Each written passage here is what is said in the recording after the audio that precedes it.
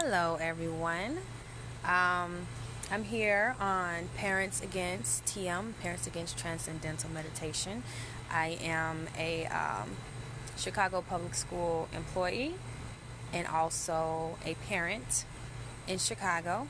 My son, I have a 3-year-old, so he's not in Chicago Public Schools, but I've worked in CPS and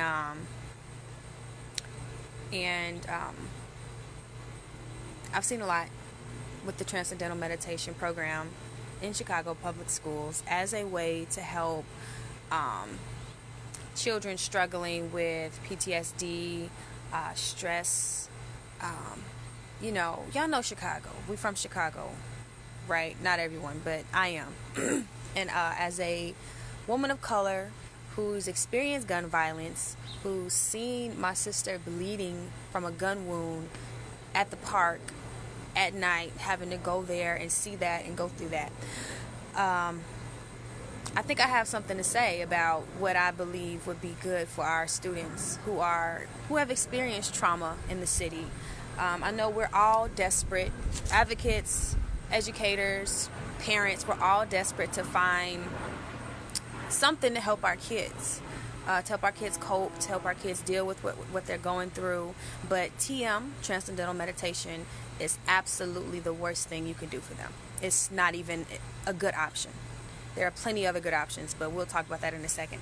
So I have this document here. It's a Cook County document. It's a professional services agreement it's about violence prevention, intervention, and reduction demonstration grants.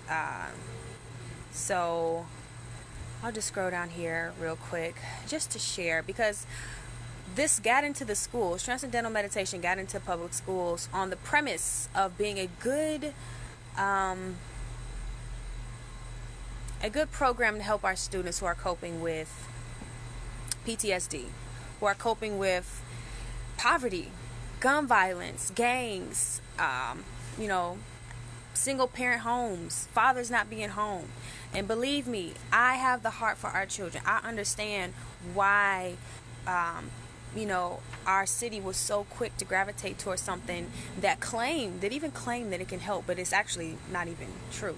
So I understand the desperation that we're in this city, but we have to do our due diligence and not accept everything at face value, right? All right, so I'll just read from page 41. This is a public document. No, I'm not on Twitter yet. Hey Gina.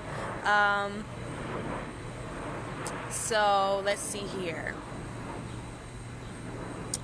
So this is stated from this document on page 41. In addition, as a practice of mindfulness and meditation, the entire staff will be trained in Transcendental Meditation with the David Lynch Foundation for implementation of quiet time.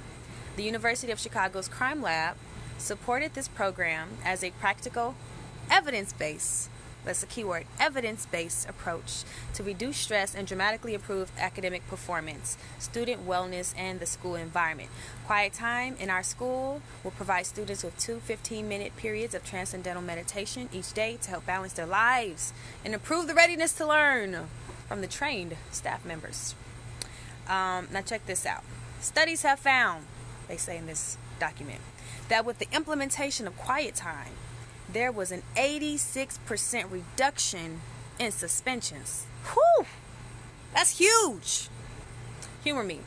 A 25% increase in academic performance among low-performing students, and a 40% decrease in physiological distress. Quiet time also prevented teacher burnout and emotional exhaustion among faculty and staff. See, if I was an educator, I would be like, let's get this in the school now. Let's go. Come on, let's go. Where's the grant money? Let's go. But we have to do our due diligence, you all, okay? Yes, we need things. Yes, we're in a desperate moment, but we really have to look at things a little deeper, all right? So this is what they claim, but I'll just start off with my personal experience working in CPS school, seeing the program implemented. Kids don't even take it seriously. The bell rings for quiet time, and the kids are still talking. The kids are doing what they want to do. Some may turn off the lights, but they're on their phones. They're not doing quiet time. Then I've heard students personally come to me and say they had people come to them, public officials even. One student in particular said somebody who's running for president came to her and asked her to say something good about the Quiet Time program and connect it to them as a politician, how it helped her, how the program helped her, and say something good about this politician, right? This student was also paid $100 for participating in the program. I'm going to let you think about that when they have studies that show things like this. You also want to look at who's funding those studies. You will see a lot of these studies are funded by the organization themselves. The David Lynch Transcendental Meditation, they are funding their own studies. And I have a few articles that criticize their scientific findings. Okay. The first article I'll read is from the Daily Beast. It was published October 13th, 2018 by Justin Rohrlich, and it's entitled, Ivanka Trump's Gurus Say Their Techniques Can End War and Make You Fly. That's literally a belief system in Transcendental Meditation that you can have. They call it quasi-magical powers. The ability to steer world events, the ability to fly, levitate, be invisible. These are all claims that they make in TM. But when they introduce it to schools, all they talk about is what they want, what they know the schools want to hear. They want to hear that their students are going to have less stress. They want to hear that it's going to help the test scores. They want to hear that it's going to reduce absenteeism and suspension rates. Okay? But that's not the case. All right? I'll just read a quote from that article. You can also find a lot of these articles on KOATeducation.com. It is an organization that publishes an archive. It doesn't publish. It archives information, articles, studies on different cults. Okay? So Transcendental Meditation is listed as a cult under that organization. So this is a quote from that article. In 2014, an independent meta-analysis of meditation research published in the Journal of American Medical Association for Internal Medicine found, quote, insufficient evidence that mantra meditation programs such as TM had an effect on any of the physiological stress and well-being outcomes we examined. An earlier review of TM data by the NIH also found insufficient evidence that TM lowered blood pressure as claimed. All right, so think about that. Independent studies are not finding positive effects. They're finding that there's insufficient evidence for them to make these boastful claims, like saying 86% reduction in suspensions. That's an amazing claim. I wish it was true. I really do. But we have to look at more research. You can't just look at one piece of information presented to you. You have to look at different opinions and different studies. And this is studies, not opinions. But this one is another quote. This is by Dennis Roark. He's the former chairman of the physics department at Maharishi University. And for those of you who don't know, Maharishi Mahesh Yogi is the founder of Transcendental Meditation. David Lynch went to Maharishi. That was his protege. That was his mentor, I should say. And his agenda is to push TM on 1 million public school students, as read in Aryeh Siegel's book, Transcendental Deception. Okay? So Maharishi has a university, and this person, Dennis Roark, was the former chairman of the physics department at that school, and he described TM's research as crackpot science. Crackpot science. Roark said he resigned his position after being told to link TM effects to legitimate physics, a notion he described as preposterous. Now, whenever you tell someone what type of conclusions to draw, you must question the study. You are never in science. I'm not a scientist, but I know from going in schools, we would have hypotheses, but we could never draw our own conclusion. We would have to do the studies, and then from the studies draw a conclusion. But he was told to draw a connection to legitimate physics, a notion he described as preposterous. Here's another quote. A style of research they use is what I call painting the bullseye around the arrow, says ex-TMer Patrick Ryan, who attended Maharishi International University and spent 10 years in the movement as a spiritual warrior before quitting in the 1980s. He says, if a bunch of TM meditators get together and the stock market goes up, TM made it happen. If there's another course and crime rates go down, or if accidents go down, TM created it. Find a positive thing that happened and take credit for it. Because TMers believe that if enough people meditate, they can actually create a zone of peace and drop down crime rates. They believe if enough people are practicing TM around the entire globe, that it can stop World War IV from happening. Okay? So I really need you all to put on your critical thinking hats. Now let me go here to another article.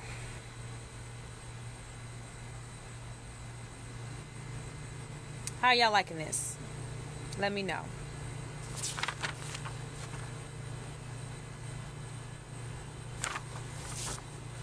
Okay, I'll read one more quote from an article called "The Dark Side of Meditation and Mindfulness. Treatment can trigger mania, depression, and psychosis," new book claims. So this is from the Daily Mail in the UK. Is published May 22nd, 2015 by Harriet Crawford. And she says, meditation and mindfulness is promoted by celebrities, including Gwyneth Paltrow and Russell Brand, who boast of its power to help people put stress out of their minds and live for the moment. But the treatment itself, she states, can trigger mania, depression, hallucinations, and psychosis. And psychological studies in the UK and US.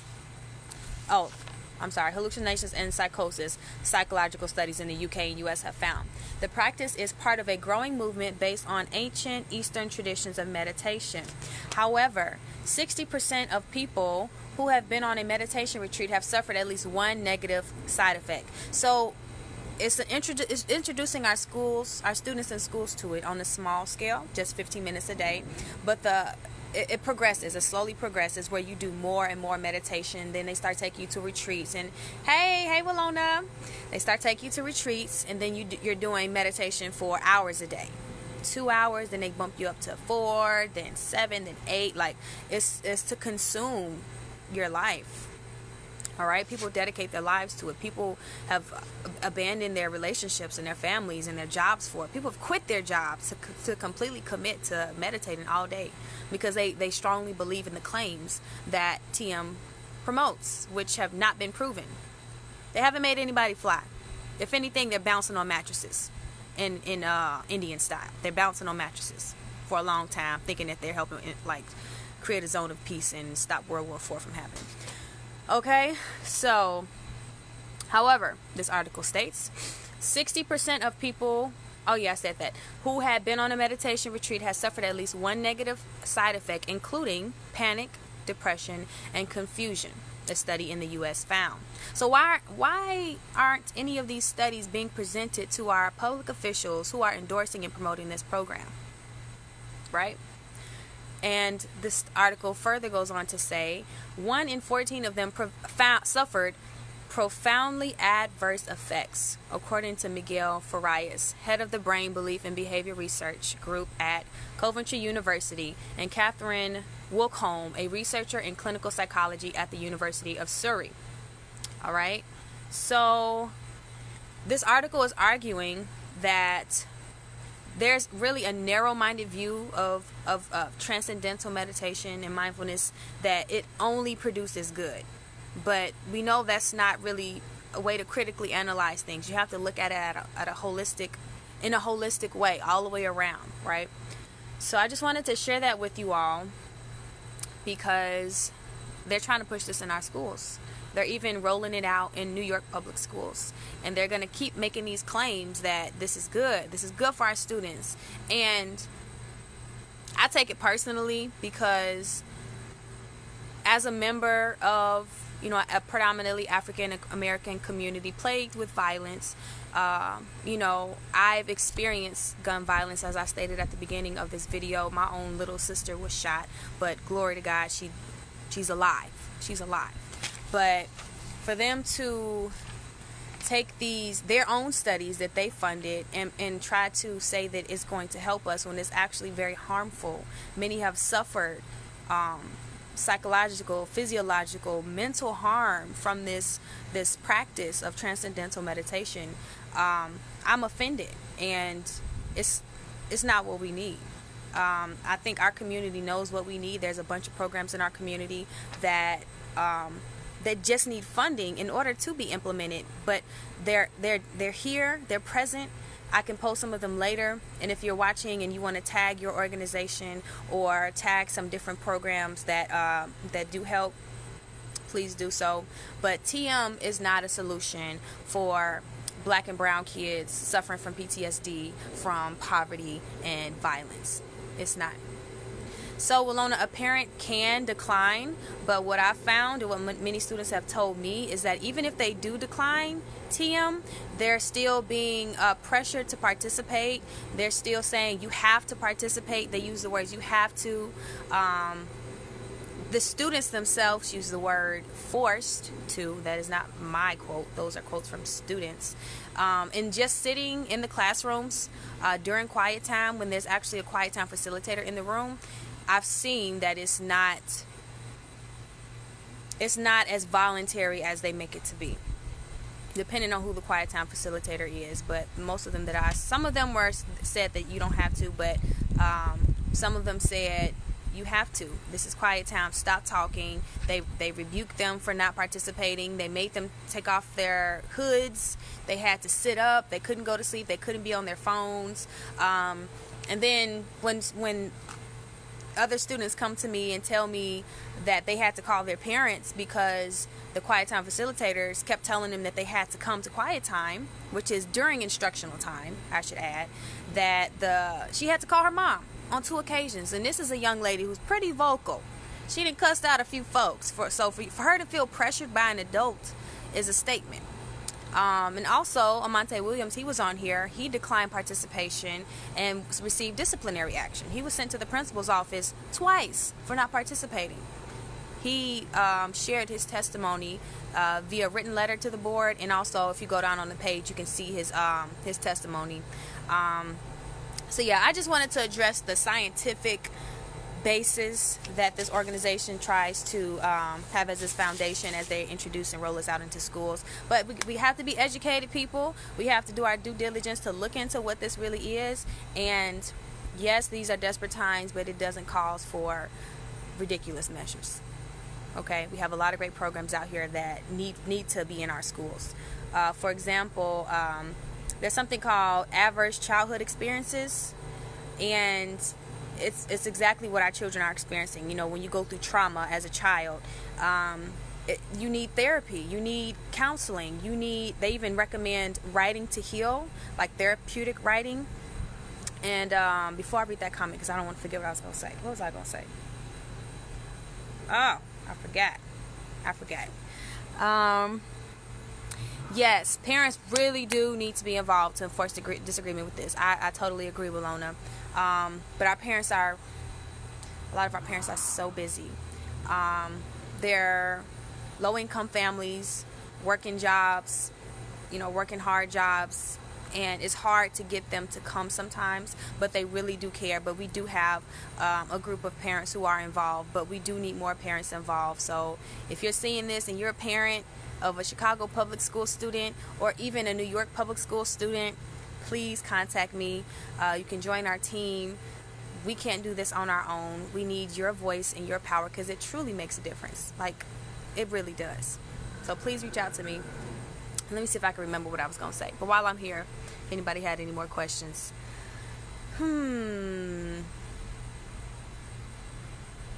What was I going to say? I can't remember. But anyways.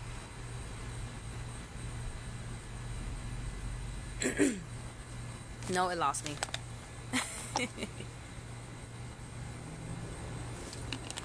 Yeah, so that's that. I just wanted to come in here and address the scientific claims that they make. Encourage you to go to koateducation.com to look up the articles that they have on there about transcendental meditation. it's so many articles. There's a lot of information, but it's really, you know, parents really need to know what's going on, and not just accept what they tell you. All right, you all. I'll see you later. I didn't see anything else, but you all have a good one. Bye-bye.